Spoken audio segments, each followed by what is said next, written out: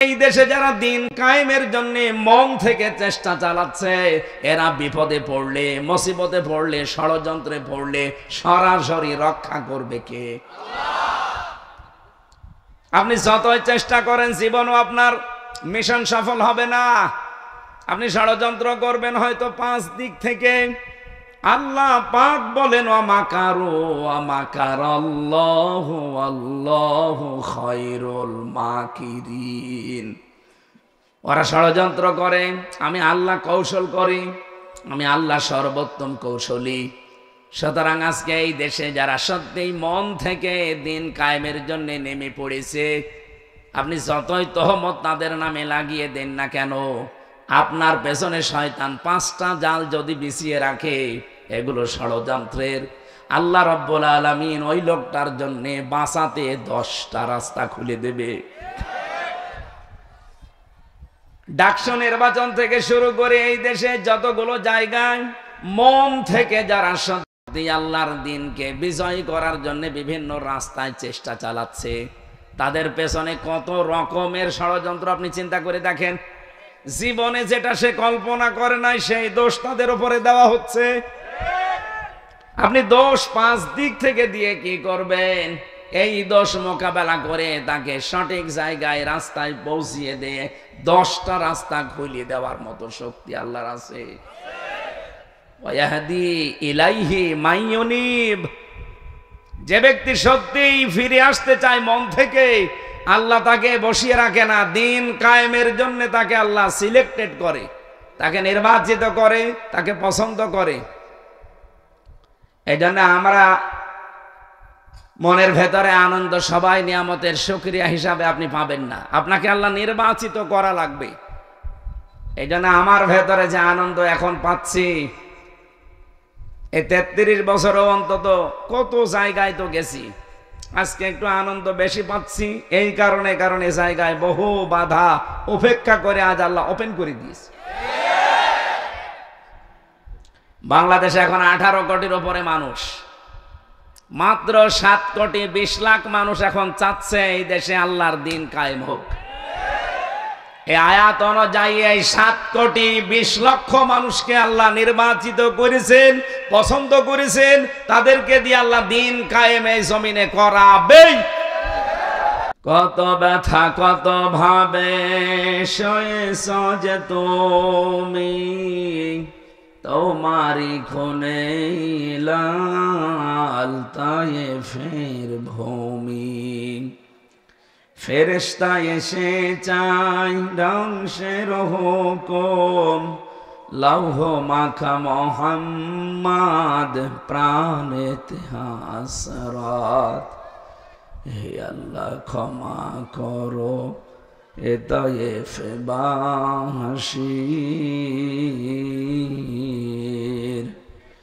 এরা বোঝেনি তো আমি যে মোহাম্মদ, হৃদয়ে মোহাম্মদ। আলহামদুলিল্লাহ। প্রাণপ্রিয় জেলা কুষ্টিয়া, খোকসা থানার অন্তর্গত সমসপুর ঈদগাহ ময়দানে যুব সমাজের উদ্যোগে মাত্র 3 দিন আগে অনুষ্ঠানটা নিয়েছে তারা। 3 দিনের ভেতরে আপনারা এতগুলো মানুষ এক জায়গায় কোরআনে কারিমের মহাব্বতে রাসূলুল্লাহর ভালোবাসায় এসে এই জায়গায় হাজির হয়েছে। নাকি বিরানির প্যাকেট আছে? সুতরাং যুবকদের এই মহতী আয়োজনে যারা সাড়া দিয়েছেন, ঐতিহাসিক সিরাত মাহফিলের স্বনামধন্য সভাপতি, অত্র এলাকার সর্বজন শ্রদ্ধাভাজন ব্যক্তি, মুরব্বী মানুষ মনে হয়, হাফেজ মাওলানা আনিসুর রহমান, কোরআনে কারীম জানিয়েছে লাইন শাকারতুম লাযিদান্নাকুম ওয়া লাইন কাফারতুম ইন্না আযাবি লাশাদীদ। জন্মের পর থেকে আয়াত শুনছি, পড়ছি, কোনদিন ভেবেছেন এই আয়াতটা নিয়ে? আল্লাহ পাক কতগুলো তাকিদ দিয়েছেন আয়াতের ভেতরে। উনি তো এমনিতে আমাদের মতো সরাসরি বলতে পারতেন। লাইন শাকারতুম লাযিদান্নাকুম দিয়েছেন, লামে তাকিদ নুনে সাকিলা, যদি কেউ নিয়ামতের শুকরিয়া আদায় করে মাস্ট বি ওর জীবনে ওই নিয়ামত আমি আল্লাহ বৃদ্ধি করবই। শুধু করব বললে এখানে লামে তাকিদ নুনে সাকিলা দেওয়া লাগতো না, আমি এমনি বুঝে ফেলতাম, আমি নিজে অর্থ করতে পারতাম। দুইটা তাকিদ দিয়েছেন আল্লাহ, মাস্ট বি, তিনি এটা দেবেই যদি শুকরিয়া আদায় হয়।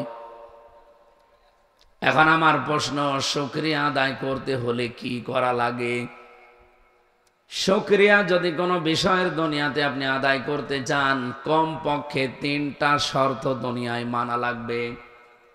1 নম্বরে আপনাকে মুখে স্বীকার করা লাগবে যে হ্যাঁ এটা নিয়ামত। আমার তো মনে হয় আমার জন্মের পর থেকে এই 33 বছরের ভেতরে 12 সাল থেকে আমি এই ময়দানে কথা বলি, বিশেষ করে এলাকার বিভিন্ন গ্রামে আসলেও এই জায়গায় আসি নাই। 12 সাল থেকে 25 সাল হয় মাত্র 13 বছর, তার ভেতরে 3 বছর ছেলে, 10 বছর। আর এই 10 বছর যারা দায়িত্বে ছিল, আমির হামজা না, আমির নাম শুনলেও 144 ধারা জারি করত। হামজা তো আরো ঝামেলা। সেই হিসাবে বলছি আজকে একটা নিয়ামত। 3 দিনের আয়োজনে এতগুলো মানুষ এমনিতে আসে নাই, আজকে এটা আমাদের জন্য বলেন মুখে স্বীকার করে নিয়ামত। বলেন বলেন। 2 নম্বরে শুধু স্বীকার করলে হবে না, আপনার অন্তরের ভেতর একটা আনন্দ লাগবে। এই আনন্দের চিহ্ন কি? কোরআনে কারীম জানিয়েছে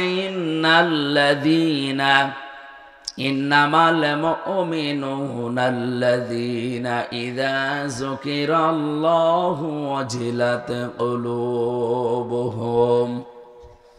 অবশ্যই আল্লাহর দৃষ্টিতে ঈমান আছে তাদের ভেতরে। আবার বলছি, অবশ্যই আল্লাহর দৃষ্টিতে ঈমান আছে তাদের ভেতরে। তারাই শুধু আল্লাহর দৃষ্টিতে ঈমানদার বলে দাবি করতে পারে। আমি কেন রিপিট করলাম? এই যে শব্দটা আল্লাহ আরম্ভ করেছেন ইন্না দিয়ে, বলতে পারতেন ইন্নাল মুমিনুনাল্লাযীনা ইযা যুকিরাল্লাহ, মাঝখানে মা লাগিয়েছেন কেন? যারা আরবি গ্রামার বোঝে, আমি যতটুকু বুঝেছি, মা শব্দ যদি ইন্নার পরে ব্যবহার করা হয় তাহলে বাংলা অর্থ দাঁড়ায় কেবলমাত্র, শুধুমাত্র, একমাত্র, এই জন্যে, এরকম অর্থ আছে। আপনি দেখেন আরবি গ্রামার খুলে প্রায় 12-13টা অর্থ পাবেন, সব এইরকম। আল্লাহর দৃষ্টিতে একমাত্র, কেবলমাত্র, শুধুমাত্র ঈমানদার তারা।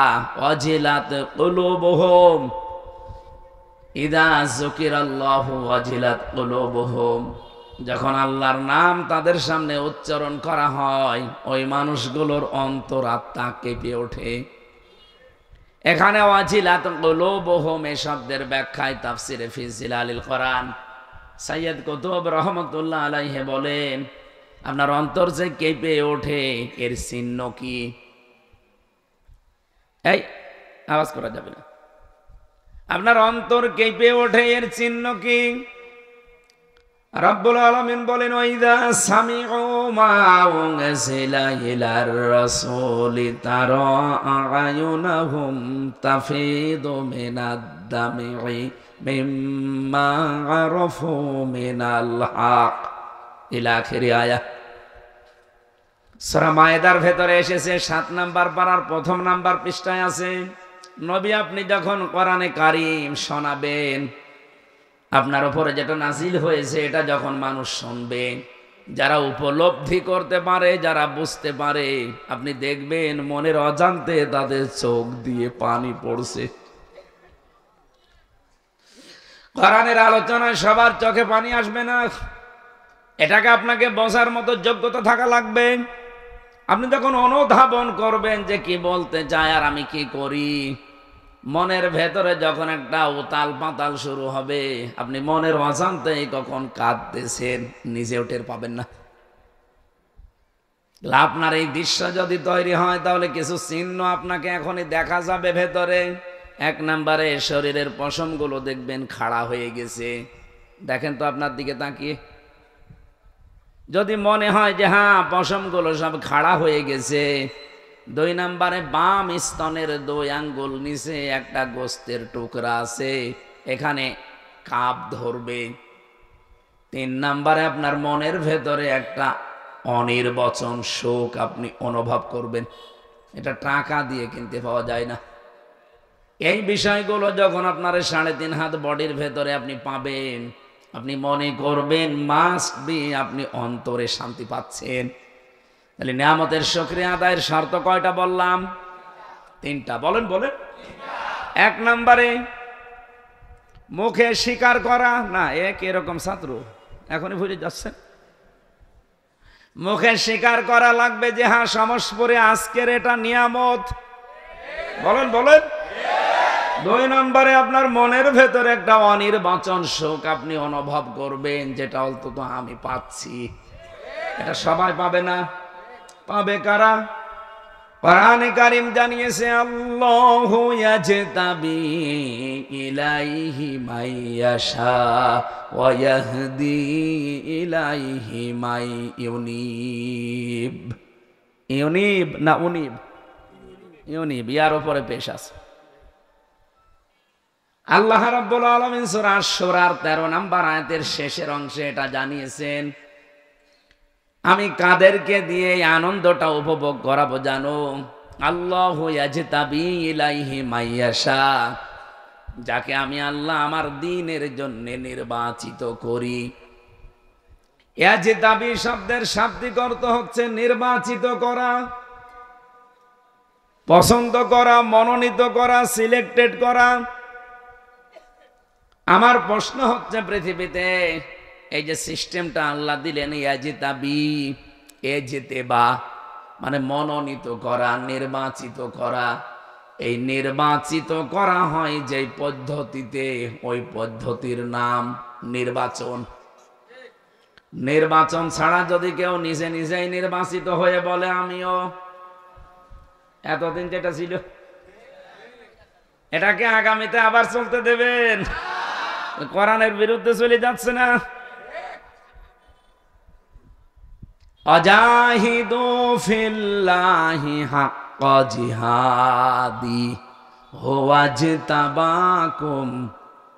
হুয়াজতাবাকুম, তিনিই তোমাদেরকে নির্বাচিত করেছেন। শুধুমাত্র হুয়াজতাবাকুম পর্যন্ত আল্লাহ আয়াত ছেদ করে দেননি, শেষ না।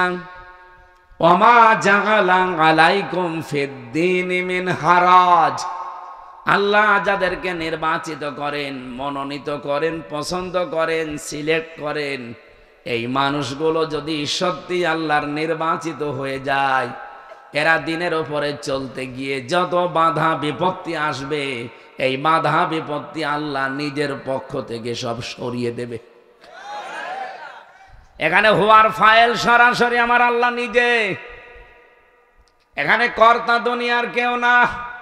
সুতরাং এটা রেকর্ড হচ্ছে সারা বাংলাদেশে। আজ যারা দিনের জন্য মনোনীত, যাদের জীবন মান প্রাণ সব তারা উৎসর্গ অলরেডি করে দিয়েছে, যারা এই কথা বলে ময়দানে নেমেছে, বলে ইন্না সলাতি ওয়া নুসুকি ওয়া মাহইয়ায়া ওয়া মামাতি লিল্লাহি রাব্বিল আলামিন, যারা এই কথা বলে মাঠে নেমে পড়েছে।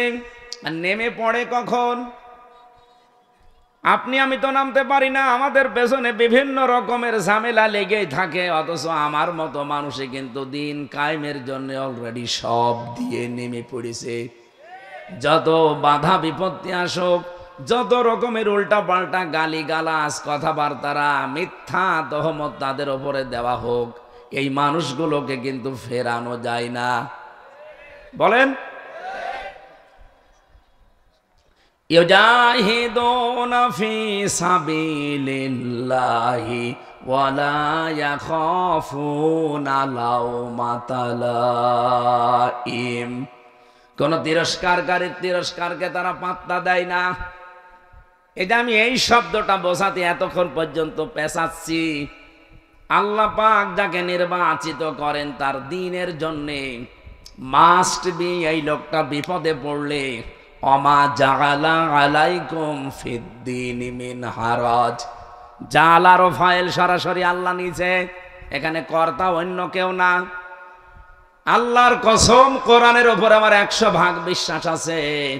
এই পৃথিবীতে সত্যি কোরআনের জন্যে, দ্বীনের জন্যে আল্লাহ পাক যাকে নির্বাচিত করেছেন, পছন্দ করেছেন, এরা যদি দ্বীনের ওপরে চলতে গিয়ে কোনো মুসিবতে পড়ে, ওয়াহদি ইলাইহি মাইয়ুনিব, যে ব্যক্তি আল্লাহর দিকে মন থেকে ফিরে আসতে চায় তাকে আল্লাহ এই কাজ করার সুযোগ দেয়। সুতরাং এই দেশে যারা দিন কায়েমের জন্য মন থেকে চেষ্টা চালাচ্ছে, এরা বিপদে পড়লে, মুসিবতে পড়লে, ষড়যন্ত্রে পড়লে সরাসরি রক্ষা করবে কে? আপনি যতই চেষ্টা করেন জীবনও আপনার মিশন সফল হবে না।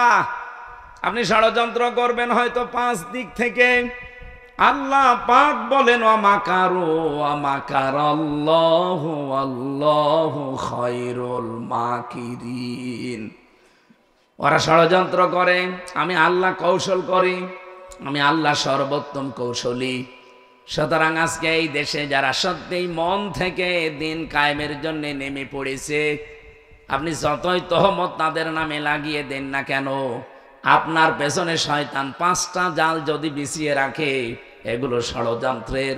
আল্লাহ রাব্বুল আলামিন ওই লোকটার জন্য বাঁচাতে 10টা রাস্তা খুলে দেবে। ডাকসু নির্বাচন থেকে শুরু করে এই দেশে যতগুলো জায়গায় মন থেকে যারা সত্যি আল্লাহর দ্বীনকে বিজয় করার জন্য বিভিন্ন রাস্তায় চেষ্টা চালাচ্ছে, তাদের পেছনে কত রকমের ষড়যন্ত্র আপনি চিন্তা করে দেখেন। জীবনে যেটা সে কল্পনা করে নাই সেই দোষ তাদের উপরে দেওয়া হচ্ছে। আপনি দোষ 5 দিক থেকে দিয়ে কি করবেন? এই দোষ মোকাবেলা করে তাকে সঠিক জায়গায় রাস্তায় পৌঁছিয়ে দিয়ে 10টা রাস্তা খুলিয়ে দেওয়ার মতো শক্তি আল্লাহর আছে।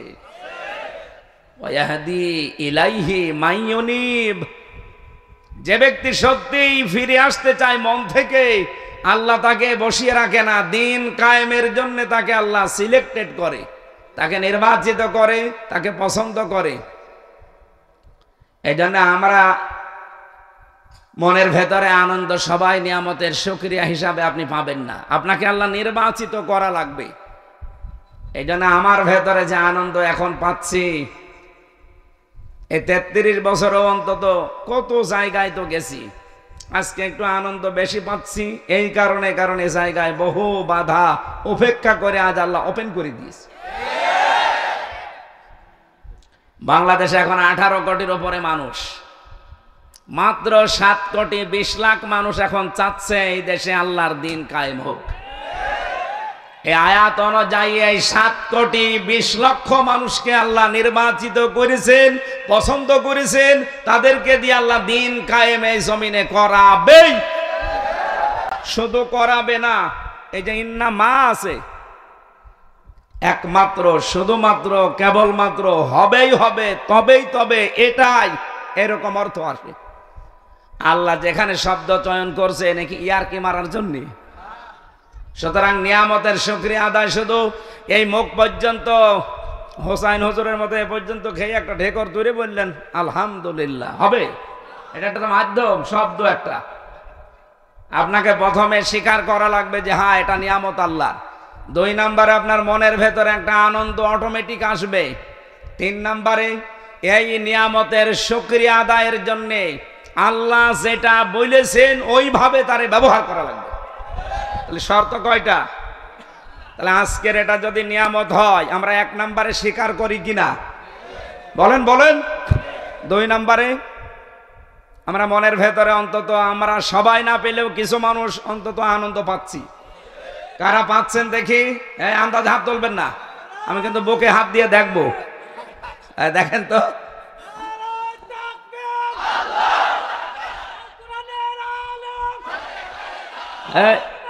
ঠিক আছে। কার সাথে কথা বলছিলেন? ও, তুমি হাত না তুলে ওদিকে কথা বলছো। ওর বুকে হাত দিয়ে দেখেন, দেখেন নড়ছে কিনা। 3 নম্বরে কি বললাম?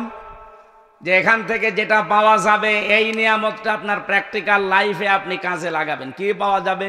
ওই যে বললাম না, সাবধান, কার আদর্শ অনুসরণ করছেন, প্রশ্নবোধক চিহ্ন। এটা আজকে আমরা নিয়ে যেতে চাই। বিশ্বনবীকে আল্লাহ পাঠিয়েছিলেন যে জায়গায়, ওখানে কিন্তু কিয়ামত পর্যন্ত তিনি থাকেননি, কারণ তারা এই নিয়ামতের কদর করে নাই, দাম দেয় নাই, শুকরিয়া আদায় করে নাই। অথচ যে মানুষগুলো তাকে সানন্দে গ্রহণ করেছিল, কিয়ামত পর্যন্ত আল্লাহ তাকে সেই মদিনায় রেখে দিয়েছে। অনেকে মদিনায় জন্ম নিয়েছিলেন, কোথায় বলেন বলেন? যেখানে জন্ম নিলেন সেখানেই তো থাকার কথা, কিন্তু এই মানুষগুলো তার গুরুত্বই দেয়নি, তাকে দেশ থেকে তাড়িয়ে পর্যন্ত দিয়েছে। অথচ যারা সানন্দে গ্রহণ করেছিল সেই জায়গাটা এখন পৃথিবীর শ্রেষ্ঠ জায়গা হয়ে দাঁড়িয়েছে। কি একটা আলাদা প্রশান্তি পাওয়া যায় সেখানে গেলে। লক্ষ লক্ষ মানুষেরা নবীকে শুধু সালাম দেওয়ার জন্যে, আপনি যারা হজ করে, হজের বিধান জানে, জিজ্ঞাসা করে দেখবেন, মক্কাতেই কিন্তু হজের যত ফরজ আছে, ওয়াজিব আছে, সুন্নত আছে, সব শেষ, একটা কাজও নেই মদিনায়। এরপরও পৃথিবীর 257টা দেশ থেকে মানুষ যায়। এই যে আমি 11-12 দিন আগে এসেছি, না 14 দিন, প্রায় এখন 27 লাখ মানুষ মক্কা মদিনায় এখন চলাফেরা করছে সরকারি শরীফে। এতগুলো মানুষ, এরা শুধু মক্কায় ঘোরাফেরা করে হজের যে কাজ আছে, নফল হজ, ওমরা হজ, শেষ হয়ে যায়, মদিনায় যাওয়া লাগে না। অথচ 450 কিলোমিটার পথ পাড়ি দিয়ে মানুষ লক্ষ লক্ষ সবাই যাচ্ছে মদিনায়, অন্তত নবীকে একবার সালাম দেওয়ার জন্য। মদিনার মানুষেরা যদি ওই সময় আনন্দে গ্রহণ না করত, নবীজি যদি ইন্তেকাল করতেনই মক্কায়, কিয়ামত পর্যন্ত মদিনায় আমাদের যাওয়ার আর দরকারই ছিল না, বলেন? সুতরাং আমরা যে আয়াত পড়েছি, আয়াতে এবার যাব, গুরুত্বপূর্ণ কিছু মেসেজ এখান থেকে আসবে। আমি আবার বলছি, সাবধান, কার আদর্শ অনুসরণ করছেন। রবিউল আউয়াল মাস, এটা খালি রসুলের জীবনী শোনান। কি শুনবেন? রসুলের জীবনী। বিশ্বনবী মুহাম্মদ রাসূলুল্লাহ সাল্লাল্লাহু আলাইহি ওয়াসাল্লাম এই পৃথিবীতে যে মাসে এসেছিলেন আমরা সবাই জানি, সেই মাসের নাম রবিউল আউয়াল মাস।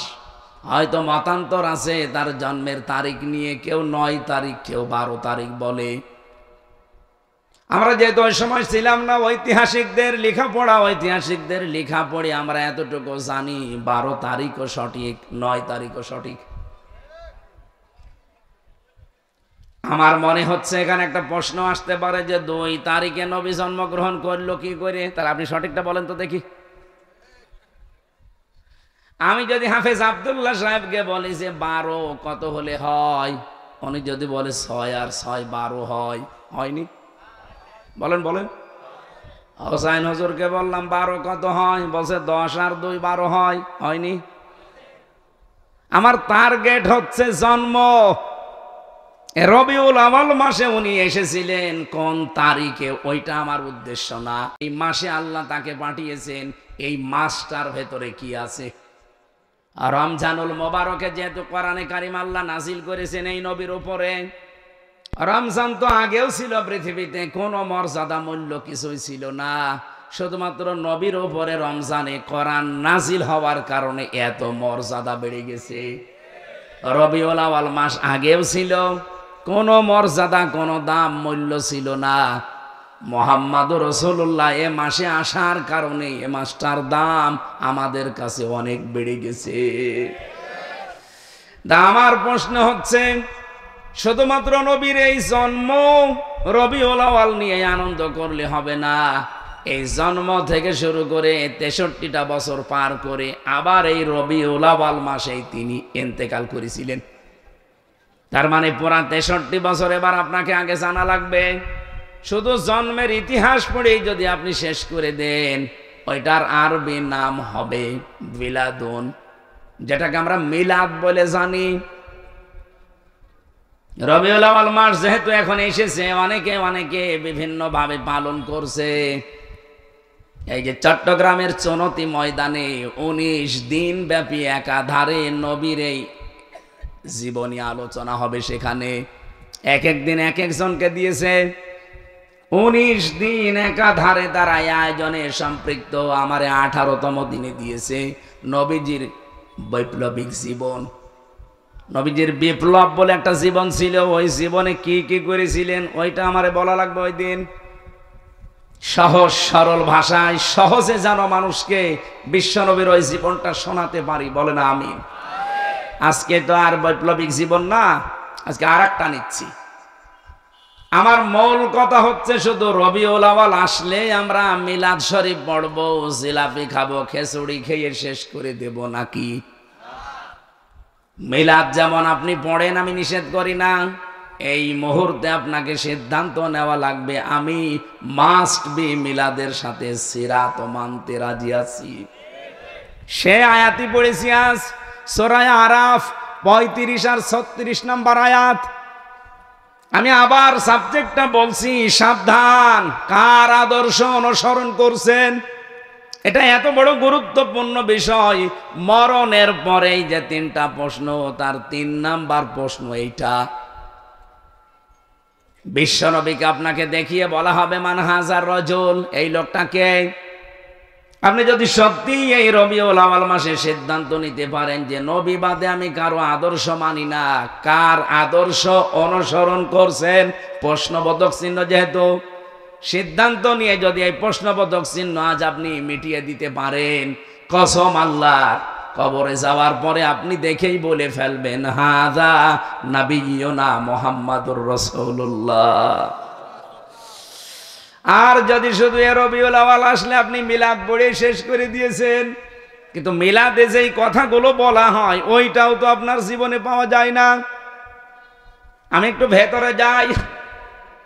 মিলাদ শব্দের শাব্দিক অর্থ হচ্ছে জন্ম। রাসূলের জন্ম বৃত্তান্ত নিয়ে যেখানে আলোচনা করা হয় ওই অনুষ্ঠানের নাম হচ্ছে মিলাদ অনুষ্ঠান। এলাকায় হয়নি? হয়তো আব্দুল্লাহ হুজুর অথবা মোরশেদ ভাই ওনারা মিলাদ শরীফে গিয়ে নবীজির জন্ম আলোচনা করছে, যে নবীজির জন্মের আগে এই দৃশ্যগুলো দুনিয়ায় হয়েছিল।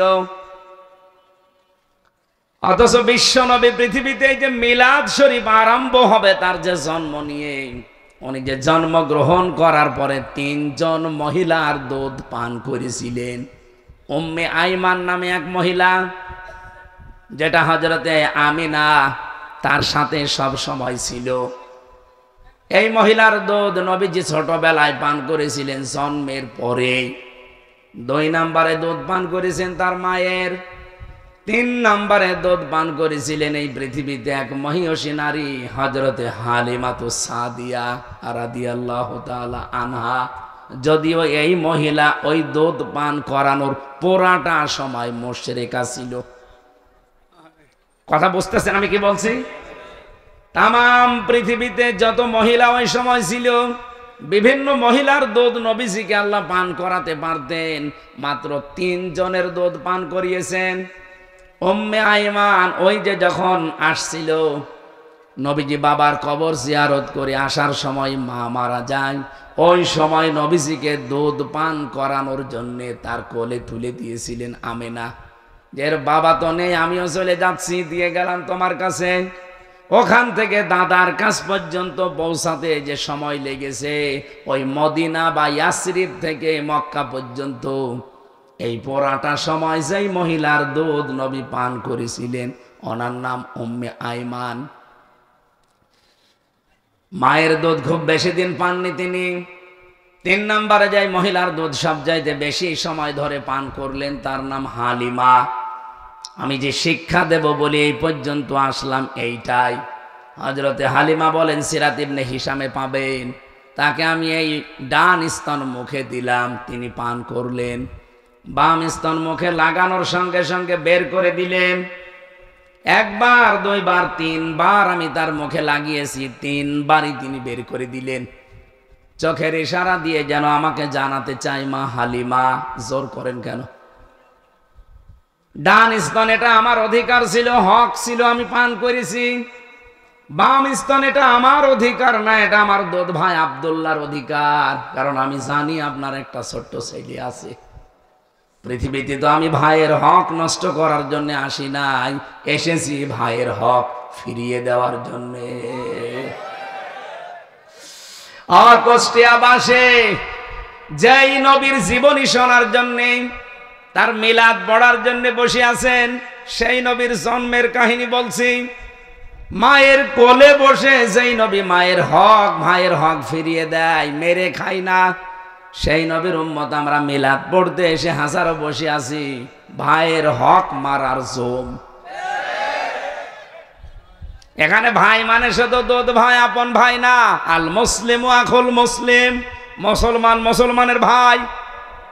বলেন, রবিউল আউয়ালের 27টা শিক্ষা পেয়েছি আমি সিরাত গ্রন্থে, তার ভেতরে এইটা একটা, যে হক মারা যাবে না। মায়ের কোলে বসে জন্মের পরে এটা শিক্ষা দিয়েছেন নবী মুহাম্মদুর। অথচ সেই নবীর উম্মত আমরা দাবি করছি, মিলাদও পড়ছি, সিরাত মাহফিলেও এসেছি। দিন যত যায়, যত বড় হয়, ভাইয়ের হক মারার জম হয়। আজকে একটা হাদিস পড়ছি, একটু ভালো করে শোনেন ভাই, এদিকে তাকা। বিশ্ব নবী জানিয়েছেন, আবি যাররিন রাদিয়াল্লাহু তাআলা আনহু قال قال النبي صلى الله عليه وسلم من ادعى ما ليس له فليس منا। মুসলিম শরীফের হাদিস। এরপরে আরেকটা অংশ আছে, আমি এটা বললাম না, বলছি আগে পর্যন্ত বলি। হযরতে আবু যর বলেন, আমি নবীর মুখে শুনলাম, নবীজি বললেন, যে জিনিস তোমার না, জোর করে যদি ওটা নিজের দায়িত্বে রেখে দাও, আয়ত্তে নিয়ে নাও। আবার বলছি, যেই জিনিস তোমার না, ওটা যদি জোর করে জবরদস্তি করে যে কোনো ভাবে নিজের আয়ত্তে ওইটা দখলে নিয়ে নাও, ওই দিন থেকে তোমার দুইটা ক্ষতি হবে। এক নম্বরে ফালাইসা মিন্না, তুমি ওই দিন থেকে নবীর উম্মত থেকে খারিজ হয়ে গেলে, আর নবীর উম্মত নেই। কুষ্টিয়াবাসী বলেন তো, এই হাদিসের প্রথম অংশটুকু আগস্টের 5 তারিখের পরে আজকে সেপ্টেম্বরের 3 তারিখ, এই 1 বছর 1 মাস প্রায় পার হয়ে গেল। কি মনে হচ্ছে আপনার? নবীর বহু উম্মত এই কুষ্টিয়া জেলায় অলরেডি খারিজ হয়ে গেছে। অন্যের জিনিস যারা চাঁদাবাজি করে, আমি বাকিটা আর বললাম না, কত কায়দায় তারা নিজের আয়ত্তে নিয়ে নিয়েছে। বাবা শাহজালাল সব হালাল নাকি খোসায় শুরু হয়নি? বলেন। হ্যাঁ, আপনি এ পর্যন্ত শুনে আন্দাজে লাফাবেন না। এরপরে আমি একটা ব্যাখ্যায় যাচ্ছি। নবীজি বলেন, 1 নম্বরে তো ওই দিন থেকে তুই আমার উম্মত আর নেই, বের হয়ে গেলি। ফালাইসা দিয়েছেন, এই জন্য ফা আছে। লাইসা মিন্না দিলেও আমি অর্থ করতে পারতাম, ফা দিলেন কেন? ফায়ের ব্যাখ্যা হচ্ছে, উপরে বর্ণিত এই গুণাগুণ গলে যদি কেউ অর্জন করে, তাহলে মাস্ট বি পরের শাস্তি বা পুরস্কার তার উপরে বর্তাবেই। তাহলে উপরের কি? উপরের হচ্ছে যে জিনিস আপনার না, আপনি জোর করে জবরদস্তি করে দখল করে চাঁদাবাজি করে নিজের নামে সব নিয়ে নিয়েছেন, তা আপনার জন্য প্রথম শাস্তি ফালাইসা মিন্না, আপনি নবীর উম্মত নেই। 2 নম্বরে ওয়ালিয়াতাবাওয়া মাকআদাহু মিনান নার, আপনি যেন জাহান্নামে অলরেডি একটা স্থান তৈরি করে বরাদ্দ করে রেখে দিলেন। আমার তো হাদিস পড়ার পরে মনে হয় বাংলাদেশে বহু মানুষের স্থান এখন জাহান্নামে বরাদ্দ হয়ে গেছে।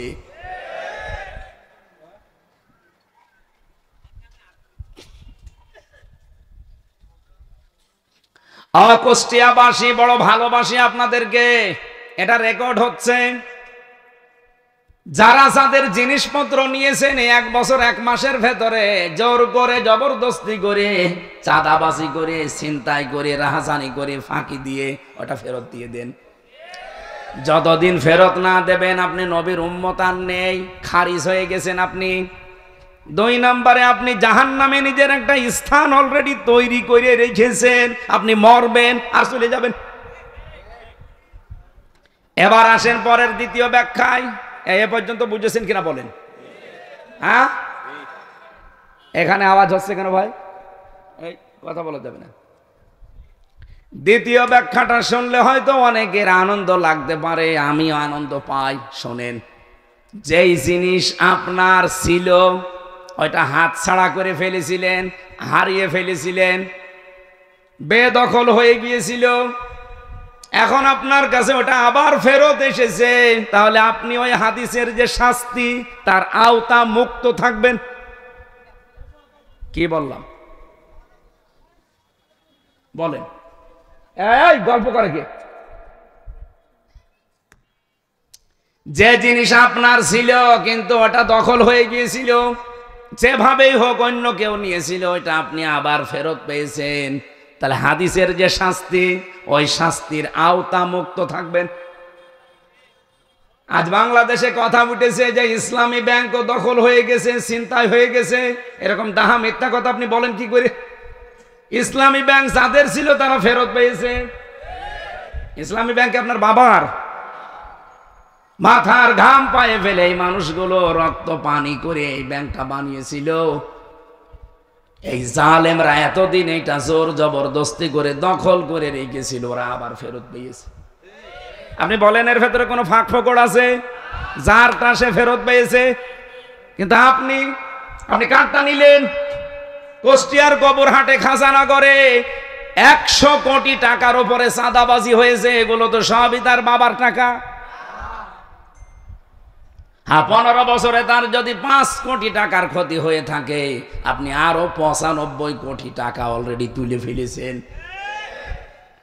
আপনি যদি 95 কোটি টাকা তুলতে পারেন, আমার তো 200 কোটি টাকা তোলার দরকার। আপনার চাইতে এই 15 বছরে আমি আরো বেশি নির্যাতিত ছিলাম। এক কথা বলছেন। সুতরাং আন্দাজে মিথ্যা তহমত লাগাবেন না।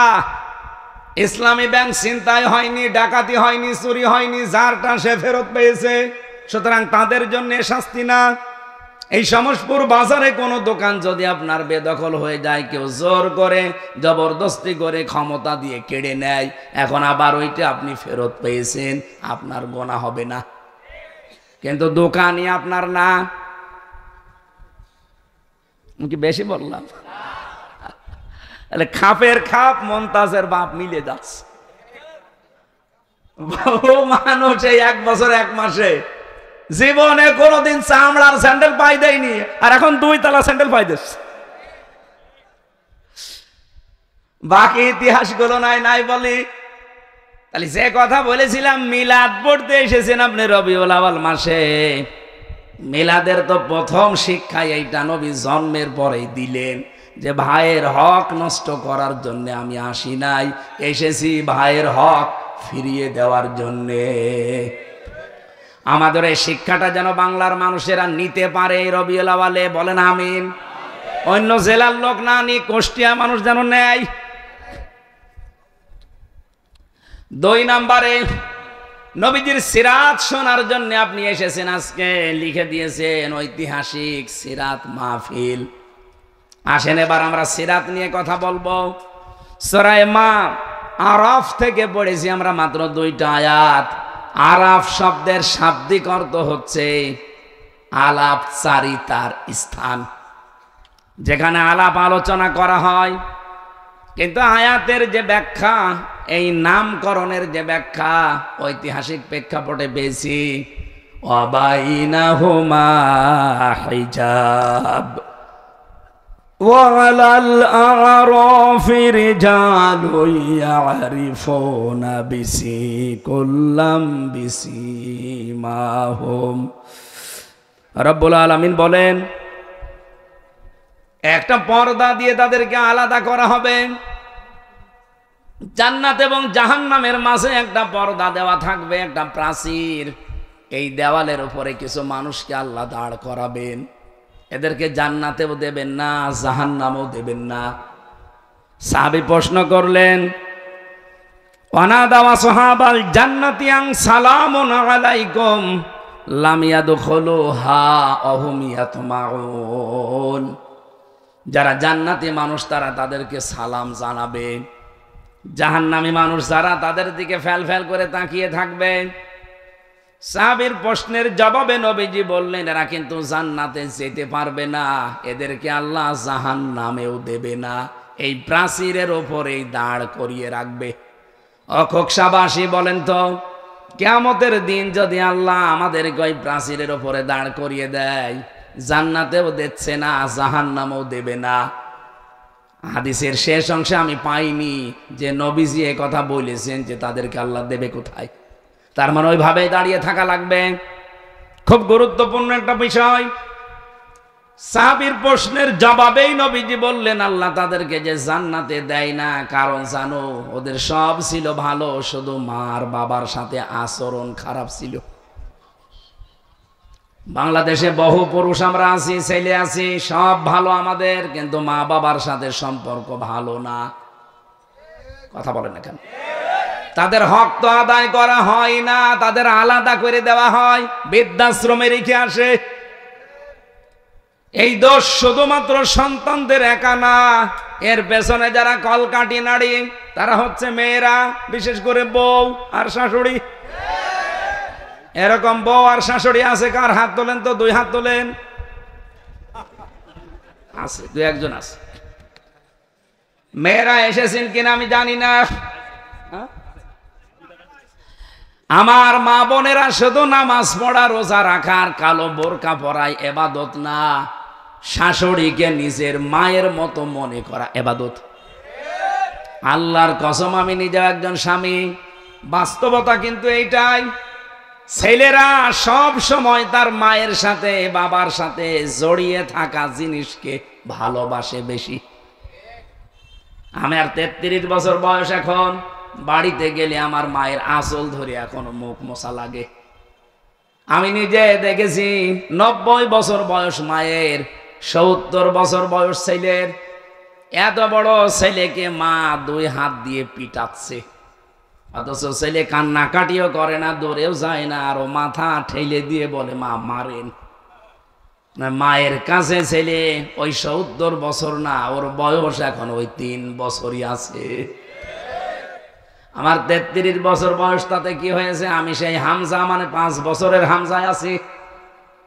আমার যদি 100 বছরও বয়স হয়, শুধু বাংলাদেশ না, তামাম পৃথিবীরও যদি আমি মালিক হয়ে যাই, আমার মা ফিরোজার কাছে আমি সেই 5 বছরের হামজায় আছি।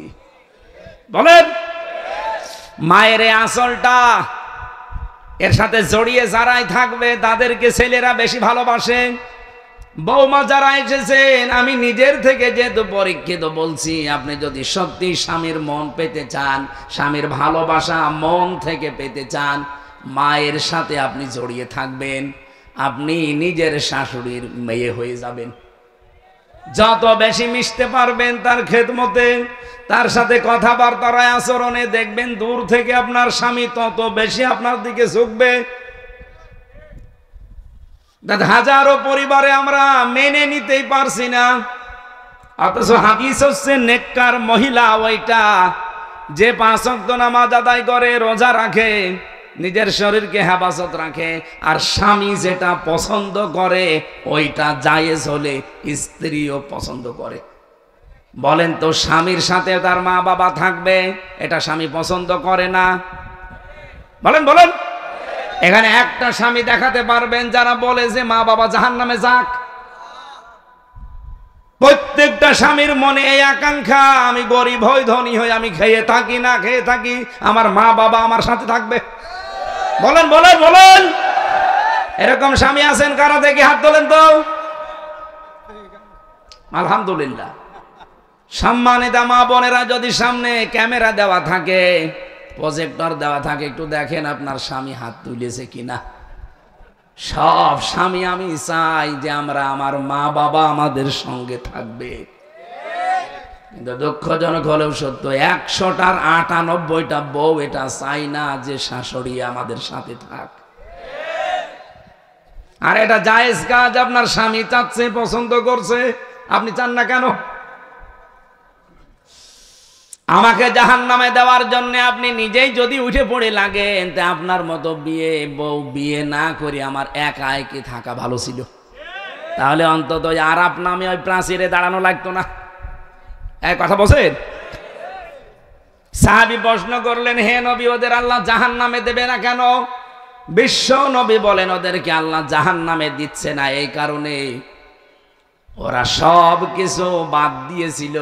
পৃথিবীতে বহু কিছু তাদের জীবনে ছিল না, কিন্তু তাদের এক নাম্বার কাজ ছিল জমিনে যেন দিন কায়েম হয়। সুতরাং দিন কায়েম করার জন্য যারা সর্বাত্মক ভাবে চেষ্টা করে, ওদের জীবনে ছোটখাটো ভুল ভ্রান্তির কারণে যদি আল্লাহ জান্নাতে নাও দেয়, জাহান্নামে দেবে না। এই জন্য বুকে আশা নিয়ে, এ ভরসা নিয়ে কোরআনের আয়াতের দিকে তাকিয়ে, এটা 47 নম্বর আয়াত, বড় আশা নিয়ে আপনাদেরকে ওই আশা জাগাতে চাই। জাহান্নামে যদি নিজেকে হারাম বানাতে চান, দিন কায়েমের জন্য আপনি লেগে পড়েন। দিন কায়েম না হলেও আপনার অসুবিধা নেই, কিন্তু আপনাকে আল্লাহ জাহান্নামে দেবে না। আপনি কি উল্টা বুঝলেন? আপনাকে আমি বাঁচাতে চাই, জাহান্নামে যদি যেতে না চান, বলেন দলিল কোথায়? দলিল আছে সূরা সফ 10 নম্বর আয়াত, হাল আদুল্লুকুম আলা তিজারাতিন তুনজিকুম মিন আযাবিন।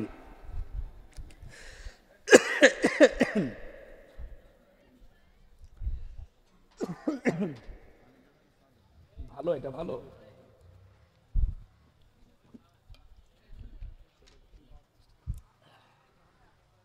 ঠিক আছে, কিছু লাগবে না।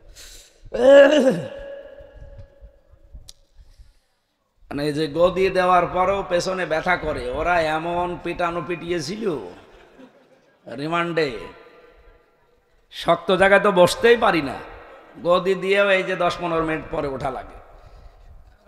এই জায়গা তো শুধু ম্যাডামকে ছাড়া কাউকে দেখানোও যায় না, মানে এমন একটা জায়গা।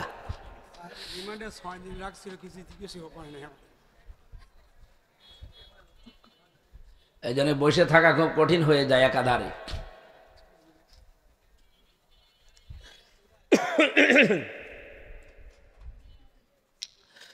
কুষ্টিয়াবাসী একটু খেয়াল করে শোনেন, আপনাকে আমি জাহান্নামে যেতে দিতে চাই না, এই আয়াত তার প্রমাণ। এমন একটা ব্যবসার কথা কি দালালাত করব, ইঙ্গিত দেব, বলে দেব, যেটা করলে জাহান্নামের জ্বলন্ত আগুনে যন্ত্রণাদায়ক শাস্তি পাওয়া লাগবে না। তুমিনুনা বিল্লাহি ওয়া রাসূলিহি ওয়া তুজাহিদুনা ফি সাবিলিল্লাহ বিআমওয়ালিকুম ওয়া আনফুসিকুম যালিকুম খায়রুল লাকুম ইন কুনতুম তা'লামুন। আল্লাহ রসুলের ওপরে ঈমান আনার পরে জান আর মাল যা আছে দুনিয়া জীবিত থাকতে সর্বাত্মকভাবে চেষ্টা চালাবেন তার দিন যেন কায়েম হয়। এইটাই ভালো কাজ। আল্লাহ বলেন যালিকুম খায়রুল লাকুম, এইটাই ভালো কাজ, এইটাই উত্তম কাজ। ইন কুনতুম তা'লামুন, যদি বুঝে থাকো। এতটুকু আল্লাহ শেষ করেননি, ইয়াগফির লাকুম যুনুবাকুম ওয়া ইউদখিলকুম জান্নাতিন তাজরি মিন তাহতিহাল আনহার ওয়া মাসাকিনা তাজ্জিবাতান ফি জান্নাতি আদন যালিকাল ফাওজুল আযীম। দুনিয়াতে যাবার আগে আপনার জীবনের যত অপরাধ আছে আল্লাহ সব মাফ করে দেবেন।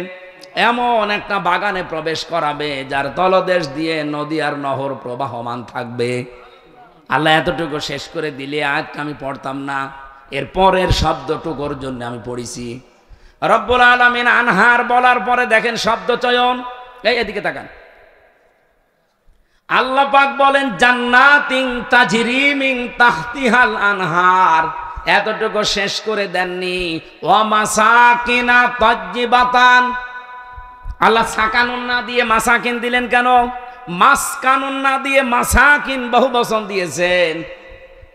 বহু বচন বলা হয়, কিন্তু আরবি গ্রামার যারা পড়ে এক বচন, দ্বিবচন, বহু বচন, দুইটা হলেও বহু বচন হয় না আরবিতে, অন্য ভাষায় হতে পারে। আরবিতে আপনি যদি বহু বচন করতে চান কোন বিষয়কে, কমপক্ষে 3টা লাগবে।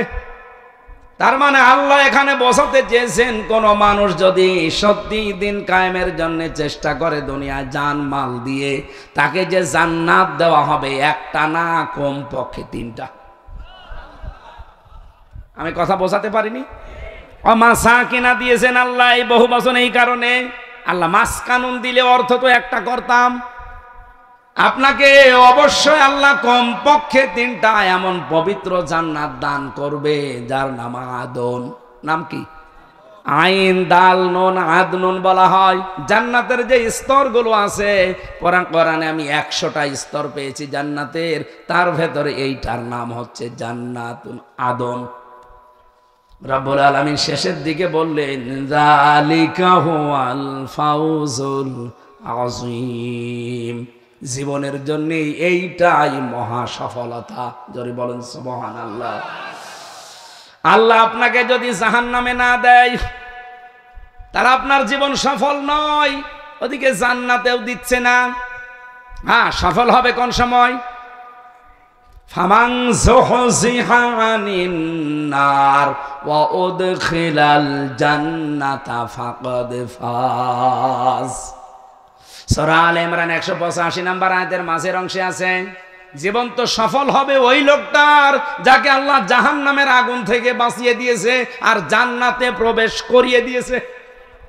তার মানে আমাদের জীবনের হার জিত, আসল টার্গেট এখনো শুরু হয়নি।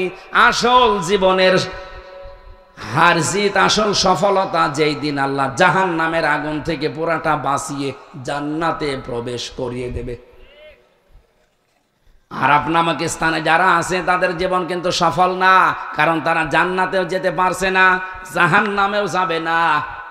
এই প্রাচীরে কতদিন দাঁড়িয়ে থাকবে?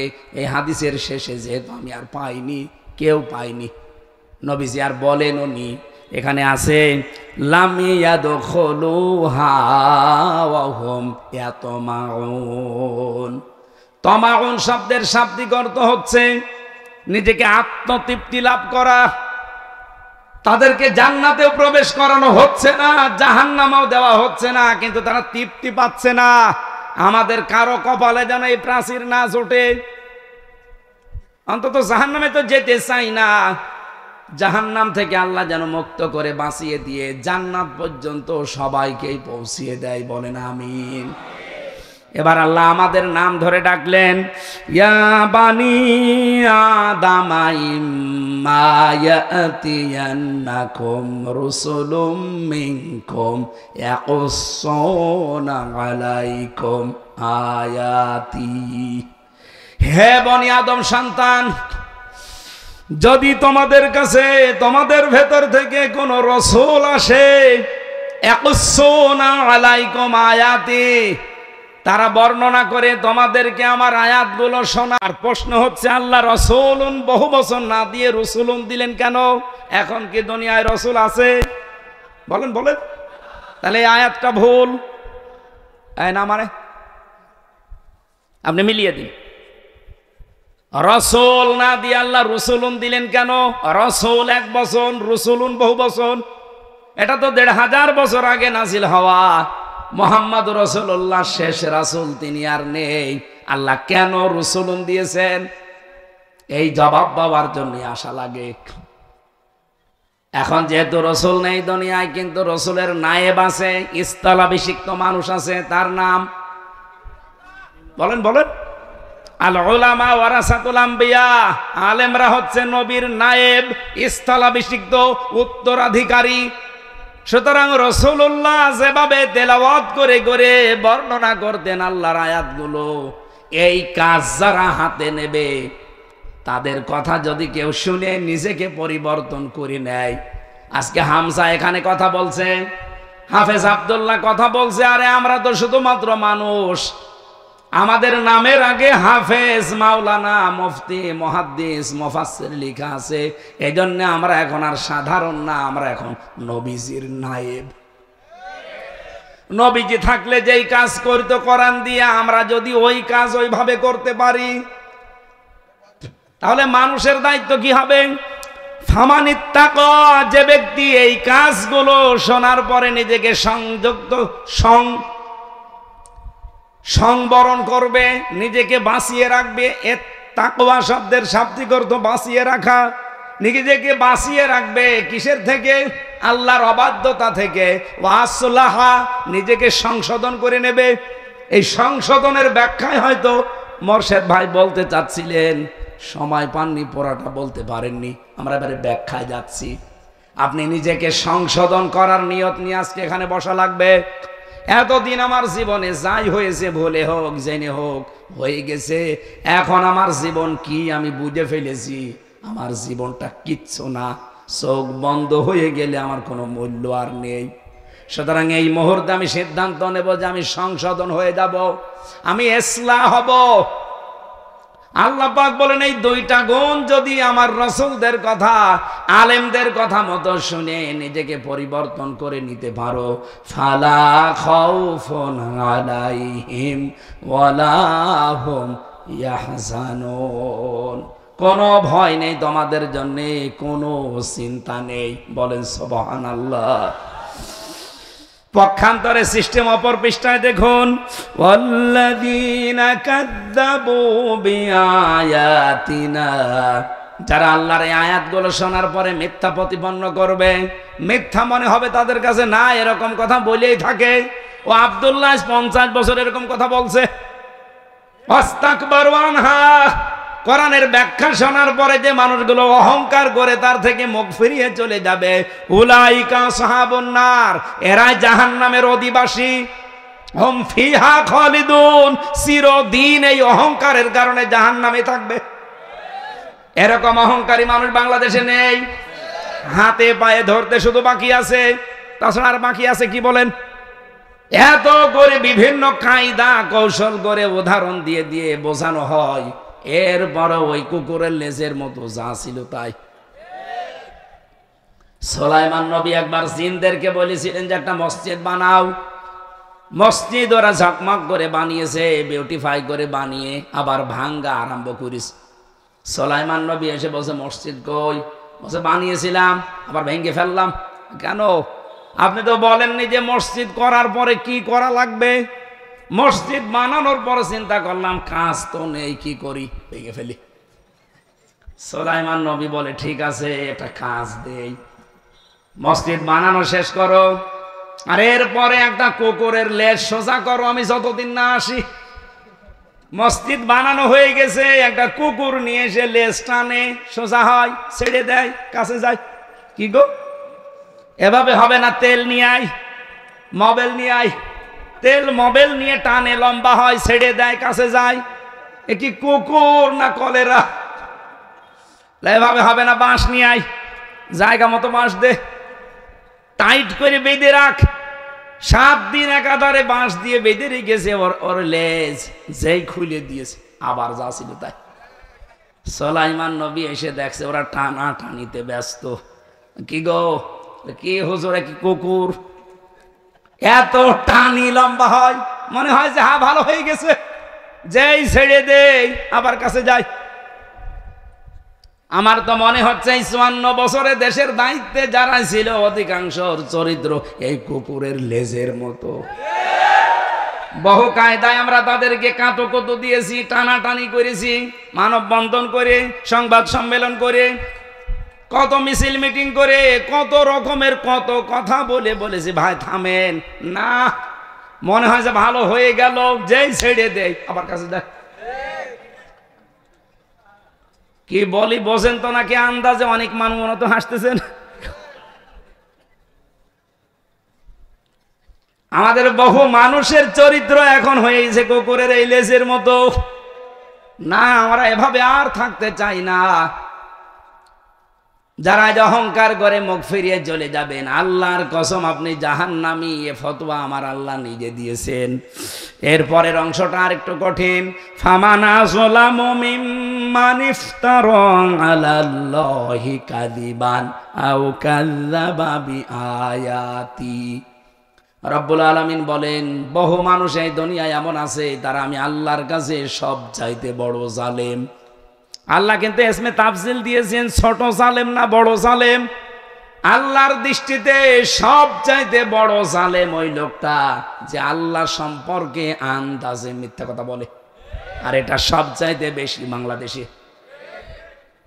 আমি নিচে নামতে পারলাম না, দুঃখিত। আও কাযযাবা বিআয়াতি, অথবা তার আয়াত সম্পর্কে এমন কথা বলে যেটা কোরআনের সাথে, আল্লাহর আয়াতের সাথে মিল নেই।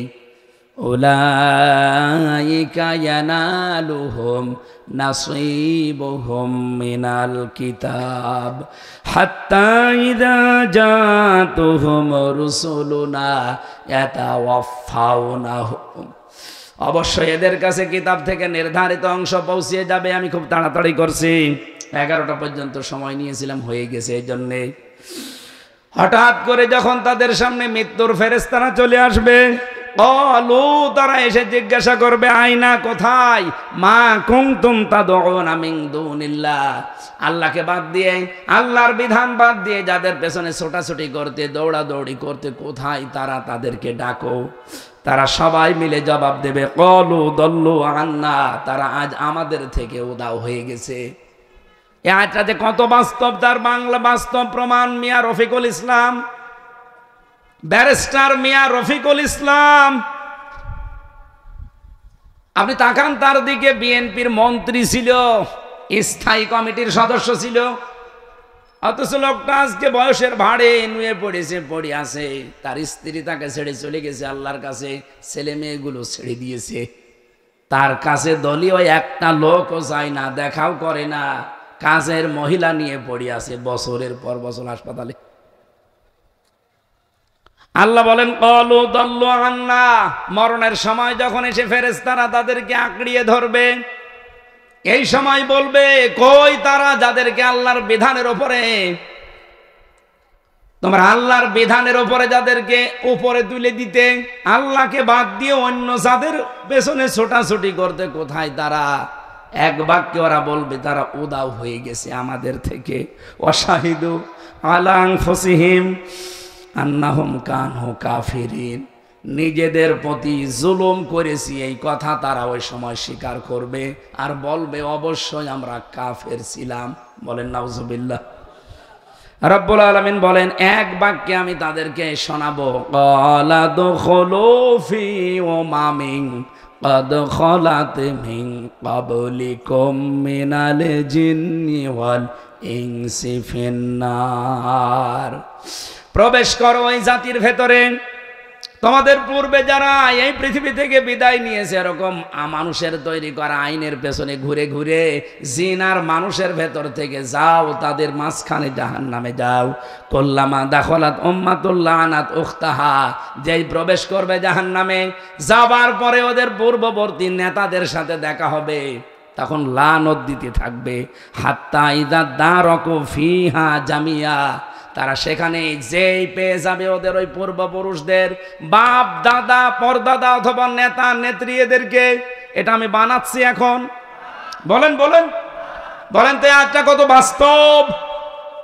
হাত্তা ইযা দারাকু ফিহা জামিয়া, জাহান্নামে প্রবেশ করেই তারা দেখতে পাবে তাদের অমুক নেতা সামনে দাঁড়িয়ে আছে বিশাল মোষ নিয়ে।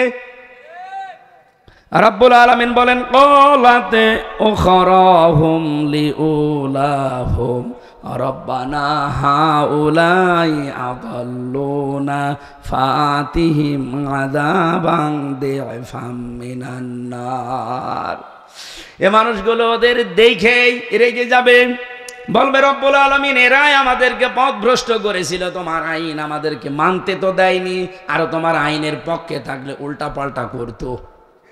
প্রকাশ্যে তো থাকতেই পারি নাই, গোপনেও থাকতে পারে না, এদের কারণে এদেরকে তুমি ডবল শাস্তি দাও। ক্বালা লিকুল্লিন দিফু ওয়ালাকিন লা তা'লামুন, রব্বুল আলামিন বলেন, দ্বিগুণ শাস্তি শুধু ওদের না, সবার জন্যই আমি ব্যবস্থা করে রেখেছি। এই জন্য আমার আজকের আলোচনার বিষয় সাবধান, কার পেছনে আপনি অনুসরণ করে চলছেন।